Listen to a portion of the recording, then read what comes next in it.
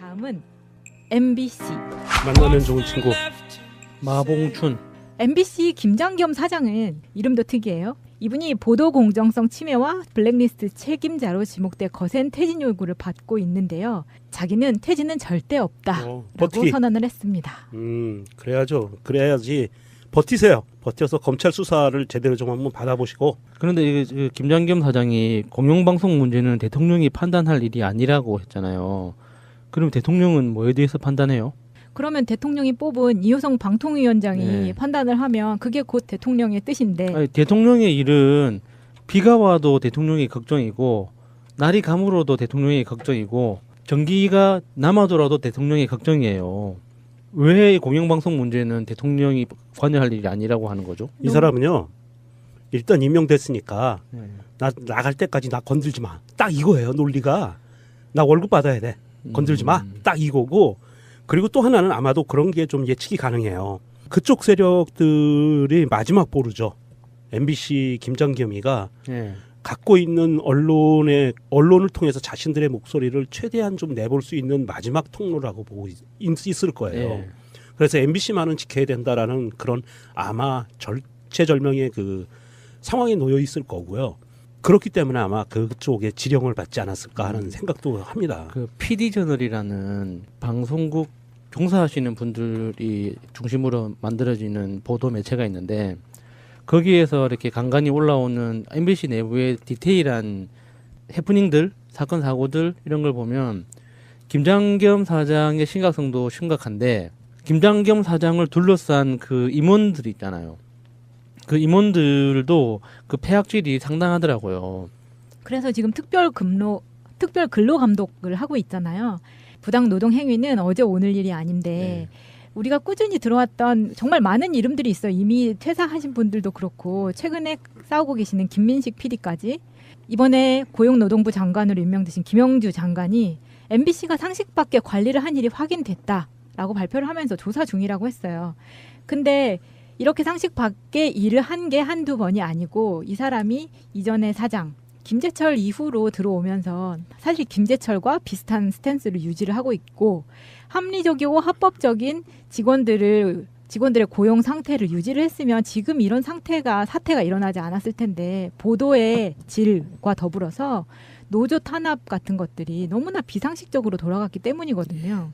그거를 정말 그냥 합법적으로만 따라갔어도 이런 사태까지는 오지 않았다고 봅니다. 그러니까 김장겸 사장 입장에서 끝까지 버티는 건 합리적일 수 있어요. 임기를 보장된 임기까지 끝까지 버텨서 자기 경제적인 이익과 여러 가지 사회적인 이익을 쟁취하는 것은 합리적인데 문제는 김장겸 사장 주변에서 폐악질을 하고 있는 그 임원들이 그렇게 할 합리적 이유가 있느냐 하는 거죠.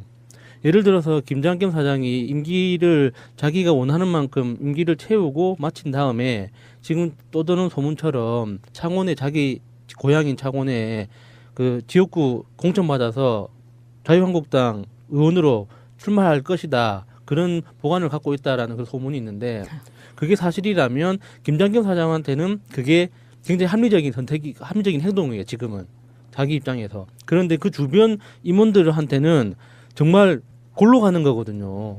그 다음에 이 김장겸 사장이 나가는 날 나는 같이 죽겠다. 김장겸 사장은 나가지만은 나는 여기 남아서 내 배를 가르고 죽겠다는 이런 결사항전밖에 안 되는 거예요. 임원진들은. 그러니까 저는 그 임원진들의 폐악질들을 보면서 저 사람들은 도대체 무슨 이익이 있어서 저렇게 하나 아무리 생각해도 이득이 하나도 없거든요. 지금 당장 오늘 하루 내일 이 정도의 아주 짧은 시간을 버틸 수 있는 그런 동력은 자기들의 폐악질로 확보할 수 있을지 몰라도 길게 보면 언론계에서 정말 발붙이고 살아남기 힘든 상황이거든요. 너무 이해가 안 되는 거예요. 그 사람들 하는 게. 이 김장겸이 임기가 2020년 2월까지예요. 너무 길다. 그죠? 너무 길죠. 너무 긴데? 그러니까 김장겸한테는 지금 이런 식으로 폐악을 부리는 게 합리적인 선택이 될 수가 있어요. 이게 김장겸이 이렇게 얘기를 합니다. 지난 10년간 공영방송이 참담하게 무너졌다라는 대통령의 이야기는 언론 노조의 직접 행동을 부추기는 듯한 발언이고 공영방송이 무너지고 안 무너지고는 대통령과 정치인이 판단할 문제로 보지 않는다. 과거 광우병 보도와 한미 FTA, 노무현 대통령 탄핵, 김대엽 병풍 보도 등의 사례에 비추어 보았을 때 시청자나 역사의 판단은 다른 것이었다. 이게 말이에요 이거. 좀 디테일하게 말씀해 주시지. 어떻게 달랐다는 건지. 그러니까 예. 아니 역사와 시청자의 판단이 다 맞았잖아요. 그래서 지금 이건 역사를 들먹일만 하는 타이밍이 아닌데 갑자기 역사를 들먹이네요. 참나 어이가 없어가지고 얘는 전에 에피소드에서도 얘기했지만 절차를 지키는 민주주의 시스템 이번 정부에서는 가지고 가는데 지난 박근혜나 이명박 때처럼 특히 이명박 정부에서 그냥 막 쫓아냈죠. 네, 예, 너무 예. 심했어요. 예, 그거. 그냥 막 쫓아냈어요. 나가 그리고 그게 사실은 그 MBC를 보고 좋아하고 이러면서 자랐던 사람들한테도 역시 상처가 됐었거든요. 예, 그래서 이번 정부에서는 이렇게 그냥 너 나가라는 얘기는 안 해요. 그건 절차를 지키지 않는 거기 때문에. 그러니까 아나운서들한테 뭐 아이스 그 스케이트장 관리를 맡긴다든지. 그렇죠. 이게 부당 노동 행위 예. 이런 이제 노동부에서 부당 노동 행위에 대한 조사를 들어갈 거고 그다음에 이건 핵심 고리는 이 블랙리스트예요. 이거는 검찰 수사가 들어가야 되는 부분이거든요. 근데 이거 지금 검찰 수사가 들어가지 않고 있는데 그만큼 이게 아직 그 파장이 커지지 않았을 수도 있고요.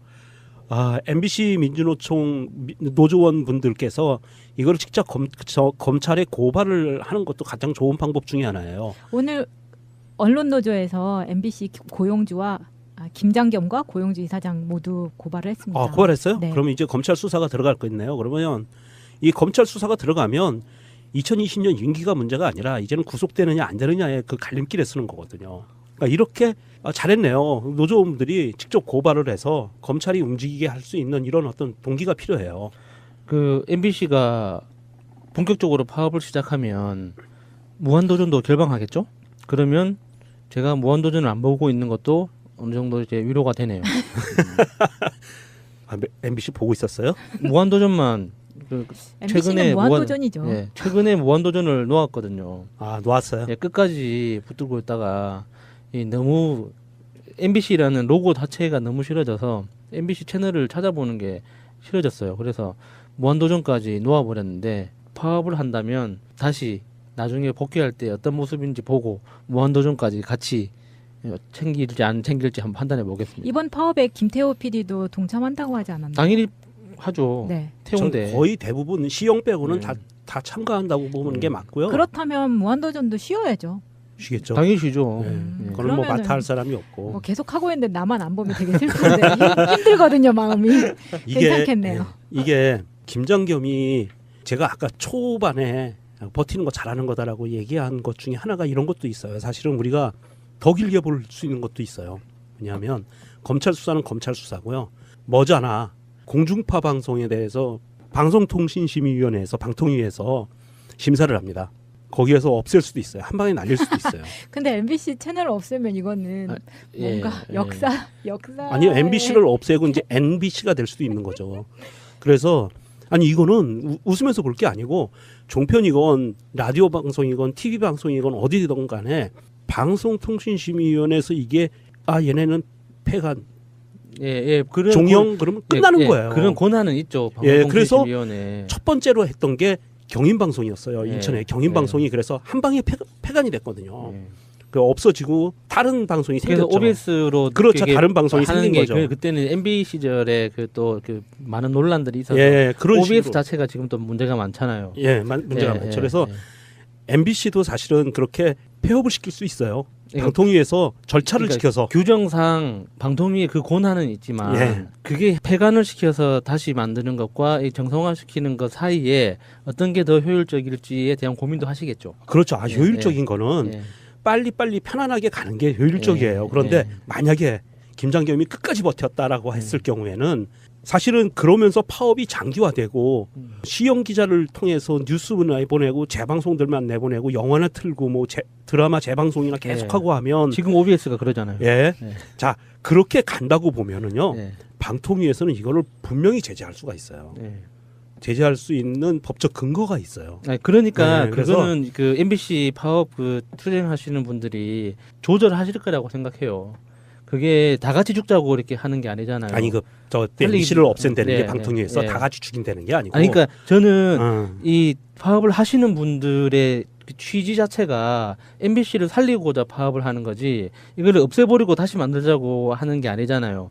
그러니까 그 정도 상황까지는 가지 않을 거라고 봅니다. 그러니까 파업이 진행되는 과정에서 정치권에서 또 목소리가 나올 테고 시민사회에서 목소리가 나올 테고 그리고 중재에 나설 테고 하면서 여러 가지 그 방향이 아니라 여러 가지 의견들이 조율되면서 김장겸의 입지가 좁아질 수밖에 없죠. 지금은 이제 시작하는 단계잖아요. 네. 지금 뭐 바로 총파업 투표에 돌입을 할 거고요. 언론 노조에서는 말씀드린 대로 검찰 고소를 했으니까 김장겸 사장은 버티지 마시고 양치할 때 물 틀어놓고 하는 애나 혼내주시고요. 물 좀 아껴주세요. 네, MBC를 저희에게 다시 돌려주시기 바랍니다. 그 직원들의 고용 상태를 유지를 했으면 지금 이런 사태가 일어나지 않았을 텐데 보도의 질과 더불어서 노조 탄압 같은 것들이 너무나 비상식적으로 돌아갔기 때문이거든요. 그거를 정말 그냥 합법적으로만 따라갔어도 이런 사태까지는 오지 않았다고 봅니다. 그러니까 김장겸 사장 입장에서 끝까지 버티는 건 합리적일 수 있어요. 임기를 보장된 임기까지 끝까지 버텨서 자기 경제적인 이익과 여러 가지 사회적인 이익을 쟁취하는 것은 합리적인데 문제는 김장겸 사장 주변에서 폐악질을 하고 있는 그 임원들이 네. 그렇게 할 합리적 이유가 있느냐 하는 거죠. 예를 들어서 김장겸 사장이 임기를 자기가 원하는 만큼 임기를 채우고 마친 다음에 지금 떠도는 소문처럼 창원에 자기 고향인 창원에 그 지역구 공천받아서 해프닝들 사건 사고들 이런 걸 보면 김장겸 사장의 심각성도 심각한데 김장겸 사장을 둘러싼 그 임원들이 있잖아요. 그 임원들도 그 폐악질이 상당하더라고요. 그래서 지금 특별 근로 감독을 하고 있잖아요. 부당 노동 행위는 어제 오늘 일이 아닌데 우리가 꾸준히 들어왔던 정말 많은 이름들이 있어요. 이미 퇴사하신 분들도 그렇고 최근에 싸우고 계시는 김민식 PD까지 이번에 고용노동부 장관으로 임명되신 김영주 장관이 MBC가 상식 밖에 관리를 한 일이 확인됐다라고 발표를 하면서 조사 중이라고 했어요. 근데 이렇게 상식 밖에 일을 한 게 한두 번이 아니고 이 사람이 이전에 사장 김재철 이후로 들어오면서 사실 김재철과 비슷한 스탠스를 유지를 하고 있고 합리적이고 합법적인 직원들을 형이 관여할 일이 아니라고 하는 거죠. 이 사람은요. 일단 임명됐으니까 나 나갈 때까지 나 건들지 마. 딱 이거예요. 논리가. 나 월급 받아야 돼. 건들지 마. 딱 이거고. 그리고 또 하나는 아마도 그런 게 좀 예측이 가능해요. 그쪽 세력들이 마지막 보루죠. MBC 김장겸이가 갖고 있는 언론을 통해서 자신들의 목소리를 최대한 좀 내볼 수 있는 마지막 통로라고 보고 있을 거예요.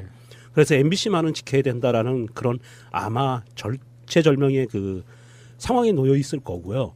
그렇기 때문에 아마 그쪽에 지령을 받지 않았을까 하는 생각도 합니다. 그 PD 저널이라는 방송국 종사하시는 분들이 중심으로 만들어지는 보도 매체가 있는데 거기에서 이렇게 간간히 올라오는 MBC 내부의 디테일한 자유한국당 의원으로 출마할 것이다 그런 보관을 갖고 있다라는 그런 소문이 있는데 그게 사실이라면 김장겸 사장한테는 그게 굉장히 합리적인 행동이에요. 지금은 자기 입장에서. 그런데 그 주변 임원들한테는 정말 골로 가는 거거든요. 그 다음에 이 김장겸 사장이 나가는 날 나는 같이 죽겠다. 김장겸 사장은 나가지만은 나는 여기 남아서 내 배를 가르고 죽겠다는 이런 결사항전밖에 안 되는 거예요. 임원진들은. 그러니까 저는 그 임원진들의 폐악질들을 보면서 저 사람들은 도대체 무슨 이익이 있어서 저렇게 하나 아무리 생각해도 이득이 하나도 없거든요. 지금 당장 오늘 하루 내일 이 정도의 아주 짧은 시간을 버틸 수 있는 그런 동력은 자기들의 폐악질로 확보할 수 있을지 몰라도 다음은 MBC 만나면 좋은 친구. 마봉춘. MBC 김장겸 사장은 이름도 특이해요. 이분이 보도 공정성 침해와 블랙리스트 책임자로 지목돼 거센 퇴진 요구를 받고 있는데요. 자기는 퇴진은 절대 없다라고 버티기. 선언을 했습니다. 그래야죠. 그래야지. 버티세요. 버텨서 검찰 수사를 제대로 좀 한번 받아보시고. 그런데 그 김장겸 사장이 공영방송 문제는 대통령이 판단할 일이 아니라고 했잖아요. 그럼 대통령은 뭐에 대해서 판단해요? 그러면 대통령이 뽑은 이호성 방통위원장이 네. 판단을 하면 그게 곧 대통령의 뜻인데 아니, 대통령의 일은 비가 와도 대통령이 걱정이고 날이 가물어도 대통령이 걱정이고 전기가 남아돌아도 대통령이 걱정이에요. 왜 공영방송 문제는 대통령